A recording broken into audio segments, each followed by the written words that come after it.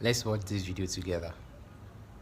Most people on the earth have resentment towards the blessings of others.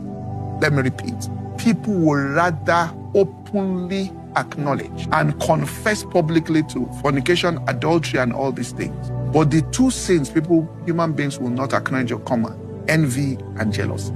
People do have that resentment in their heart. That's why it says, where does the wars and fightings come? That's where it's coming from. You as a person should go up to God and thank Him for the mercy that you find on the lives of people. Pray for them and intercede for them. If anybody is in any situation that somebody's going through, go in there. By doing that, you build a hedge. That was how Job came to realize the supremacy of that over all the sacrifices he was doing. When God says burnt offering, sacrifice, that's when he came to realize that, you see all this one I'm doing. When I prayed for my friends, this ones didn't work. When I prayed for my friends, God turned the captivity around. Thank God for the lives of other people. When you feel that anybody's going through anything, pray for them and it begins to turn your heart into a place of compassion. And when you become a compassionate person, it's the state of your mind, it's the way you are. It means there will just be growth of these things in the life of that individual. Things they didn't labor for will grow out. Things they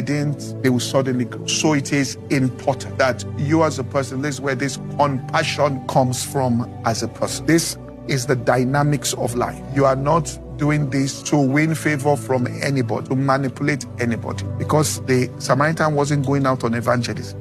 You understand? He didn't get up and say, I'm going on evangelism. No, it was his lifestyle.